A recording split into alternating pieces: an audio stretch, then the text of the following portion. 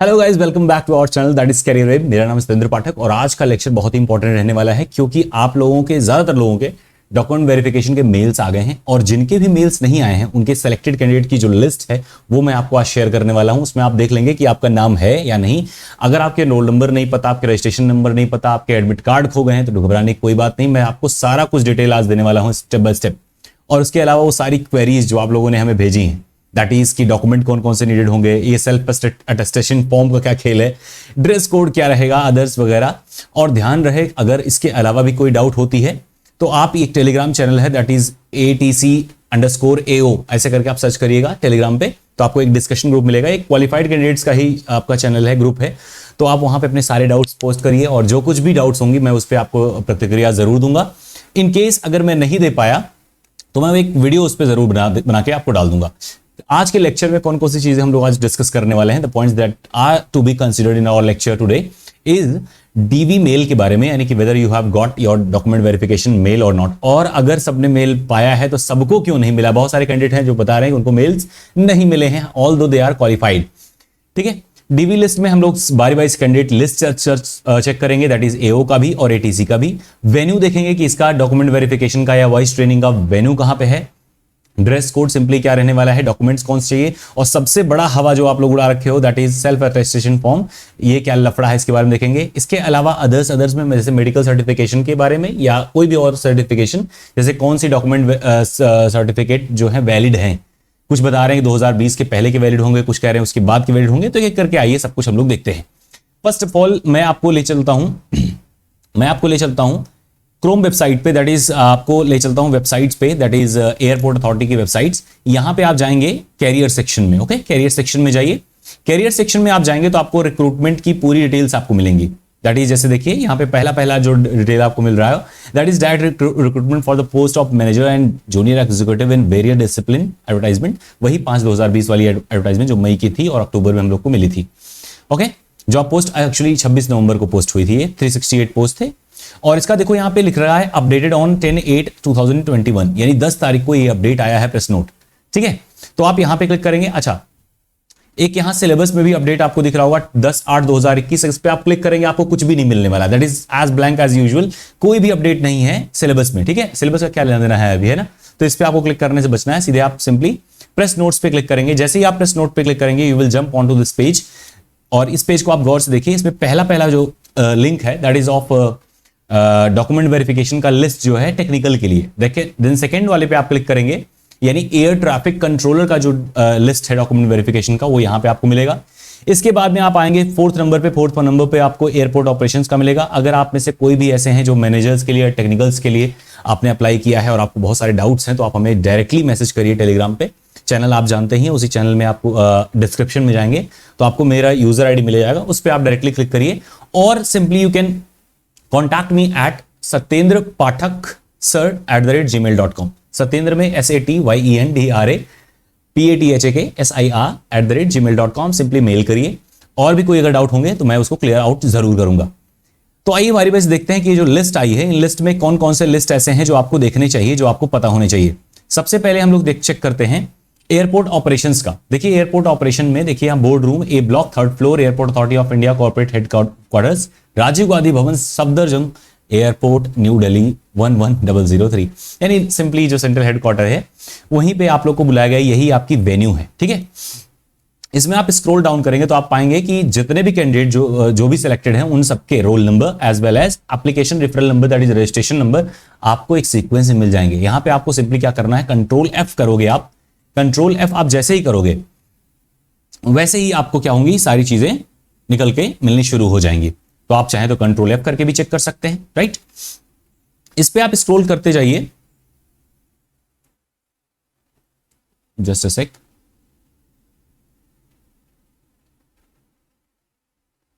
Second page है ये, 3rd page है, ऐसे ही 4th पेज पे, फिर 5th पेज पे, फिर 6th, 7th, हाँ 7th पेज को आपको गौर से देखना है।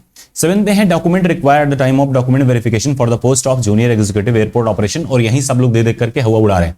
देखिए सबसे पहले क्या चीज चाहिए आपके एज वेरिफिकेशन के लिए, आपको क्या चाहिए, मैट्रिकुलेशन सर्टिफिकेट आपको चाहिए हाई स्कूल का।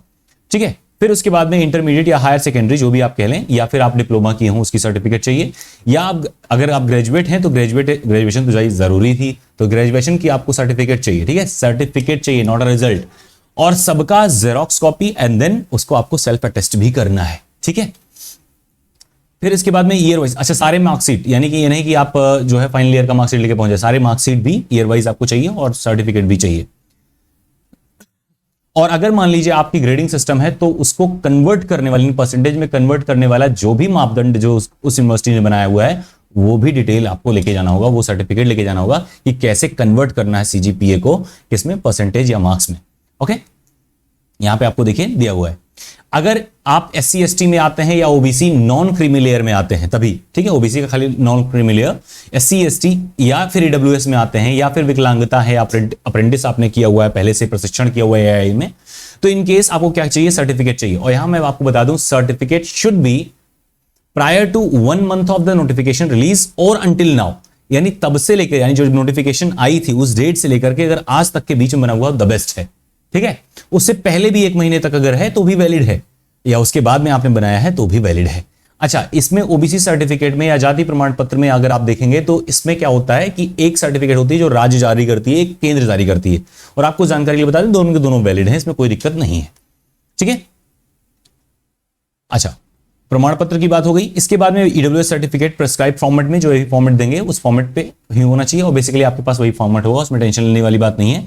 क्योंकि हम लोग ये एओ की एयरपोर्ट ऑपरेशंस की बात कर रहे हैं तो इसमें आपके पास में ड्राइविंग लाइसेंस जरूर चाहिए, और ध्यान रखें टेम्परेरी अगर लाइसेंस है तो वो एक्सेप्टेड नहीं होगा, यानी कि अगर आपके पास में नोटिफिकेशन आया तभी अगर आपने अप्लाई किया होता तो अब तक आपके पास में एक वेरीफाइड लाइसेंस, यानी कि टोटल फाइनल ड्राइविंग लाइसेंस आपको मिल गया होता। तो अगर आपके पास में लाइसेंस नहीं है तो वैलिड नहीं होगा। इन केस सेफ्टी के लिए आप चाहें तो एक बोनाफाइड सर्टिफिकेट बनवा लें और सेंटर पे जाकर के आप दावा कर सकते हैं, हो सकता है वो मान जाए, क्योंकि पिछली बार तो अलाउड था, है ना।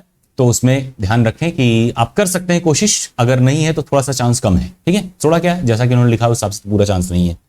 फिर इसके बाद में अगर आप किसी भी संस्था में काम करते हैं जो कि राज्य सरकार या केंद्र सरकार, दैट इज सेंट्रल गवर्नमेंट और स्टेट गवर्नमेंट से रिलेटेड अगर कोई भी जॉब आपके पास में है तो आपके पास में एनओसी यानी नॉन ऑब्जेक्शन सर्टिफिकेट चाहिए।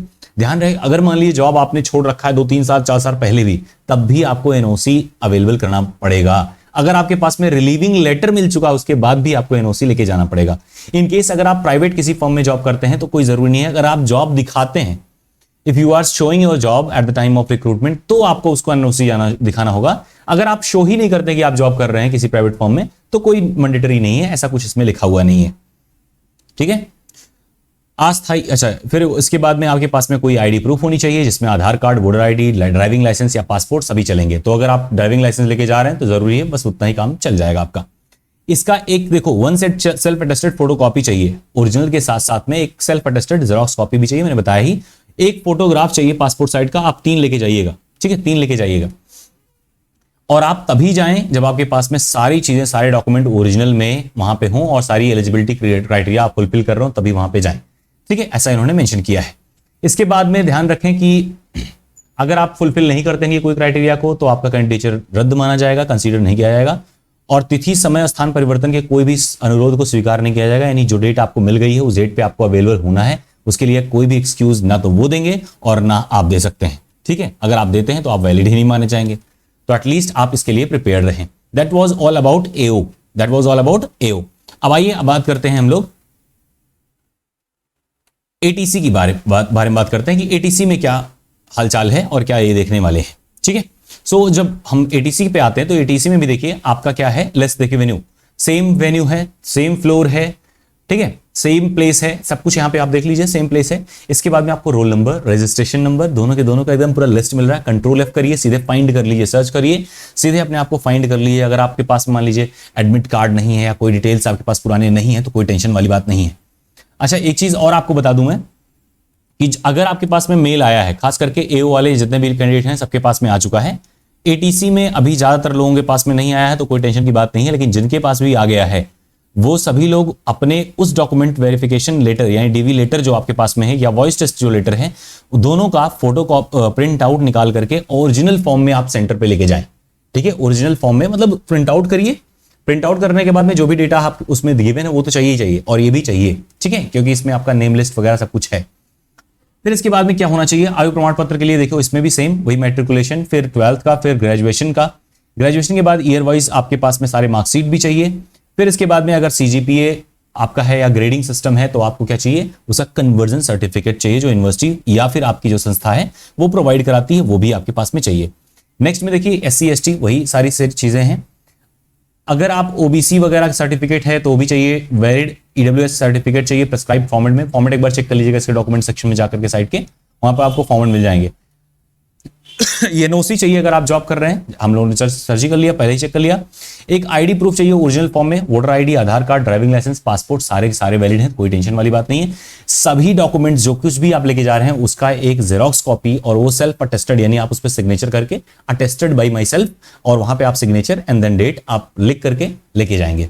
या हो सके आप जेरोक्स लेके जाइए, वहीं एट द मोमेंट पे आप अपने आप से सेल्फ अटेस्ट करना है तो कोई टेंशन नहीं है, वहीं पे आप पूछ करके भी कर सकते हैं, ठीक है। अब इसके बाद में देखिए एक पासपोर्ट साइज फोटोकॉपी, यहां तक तो सबको क्लियर है। अब यहां से देखिए एक बार एक आ गया है आपके पास में एक लाइन लिखी हुई है, ड्यूली फिल्ड अटेस्टेशन फॉर्म। एक अटेस्टेशन फॉर्म की बात की गई है कि एक अटेस्टेशन फॉर्म है वो भी आपको लेके जाना होगा, उसको पूरा फिल करके लेके जाना होगा। अब बात ये हो रही है जिन लोगों के पास में मेल आए हैं उनको तो हो सकता है मिल गया हो, या जिनके पास ज्यादातर लोगों के पास मेल नहीं आए तो नहीं मिला होगा, तो इसमें घबराने वाली बात नहीं है, आपको मेल पे ये अटेस्टेशन फॉर्म मिलेगा। अगर नहीं मिलता है तो आपको मैंने जो ग्रुप दिया है, यानी जितने भी क्वालिफाइड कैंडिडेट हैं जो ज्वाइन कर रखे हैं, उनको मैंने 2 अटेस्टेशन फॉर्म के फॉर्मेट भेजे हैं। एक ऐसा है जो अदर साइट ने दिखा रखा है, और एक ऐसा है जो यहीं पे साइट पे है, बट वो इलेक्ट्रॉनिक्स के लिए है, ठीक है। मैं अभी शो कर दे रहा हूं आपको, वो इलेक्ट्रॉनिक्स के लिए है, तो हमको लगता है कि सेम फॉर्मेट इसके लिए भी लागू होगा, तो कोई उसमें दिक्कत वाली बात नहीं है। 3 पेज का है, उसमें सारी चीजें, सारी डिटेल भरनी है और प्रिंट आउट लेकर के जाना है, ठीक है। तो भर लीजिएगा, कोई दिक्कत नहीं है। प्रिंट आउट एटलीस्ट रखे रहिएगा, वहां पे लेके जाइएगा। इन केस अगर वहां पे नीड होगा तो हो सकता है वो प्रोवाइड कर दें, या फिर आपके पास में मेल आ जाए, ठीक है। सभी चीज चाहिए, अगर आप नहीं लेके जाते हैं तो आप मत जाइए, सीधी सीधी बात। डेट, टाइम, वेन्यू, इन सब में कोई भी चेंज की गुंजाइश नहीं है, ऐसा ये बता रहे हैं।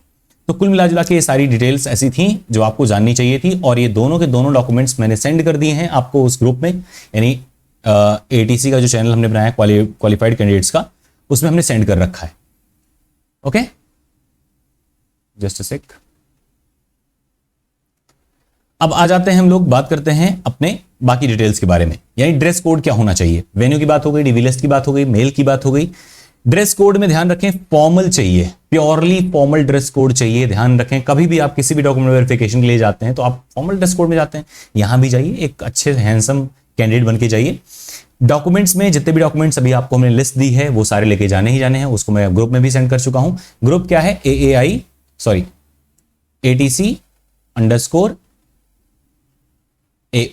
ओके।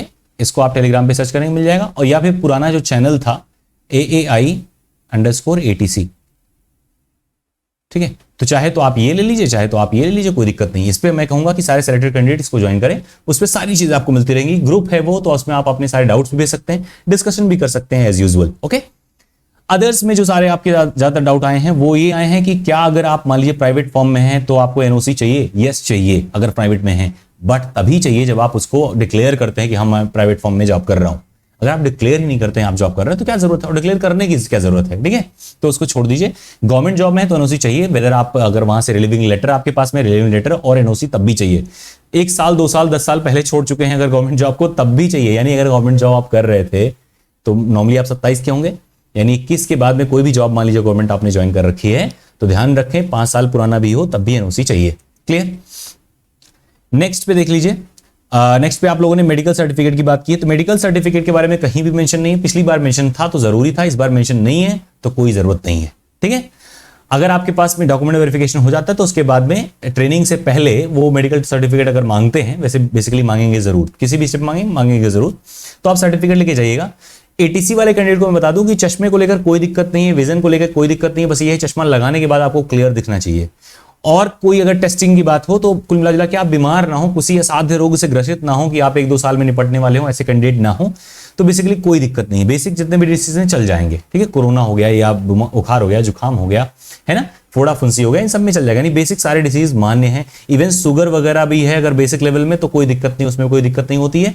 कुल मिला जुला कोई असाध्य रोग या टर्मिनल डिसीज जिसे कहते हैं, ऐसे डिजीजेस नहीं होने चाहिए। कुल मिला जुला के बात इतनी है, ठीक है, तो ये हो गई मेडिकल सर्टिफिकेट की बात। इसके अलावा आपके कोई भी डाउट हमारे पास में नहीं आए हैं, जितने डाउट थे हमने आज डिस्कस कर लिए हैं। हमें लगता है कि आपको क्लास बढ़िया लगी होगी, डिस्कशन सेशन बढ़िया लगा होगा, तो एटलीस्ट इस वीडियो को शेयर कर दीजिएगा, एक थम्स अप जरूर दीजिएगा, लोगों की मदद करिए, लोगों के साथ रहिए, प्रकृति की मदद करिए, मुस्कुराते रहिए, और अगर डॉक्यूमेंट वेरिफिकेशन जाइएगा तो एक कॉन्फिडेंस लेकर के जाइएगा।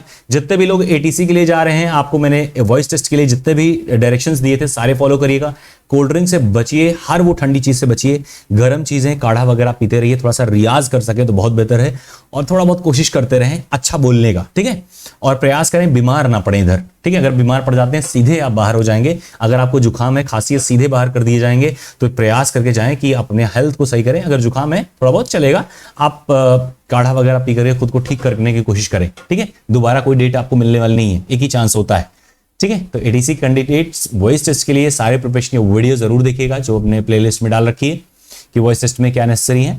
और आज के लिए यही इतना था। Thank you so much. Video को शेयर करना, लाइक करना, चैनल को सब्सक्राइब करना ना भूलिएगा।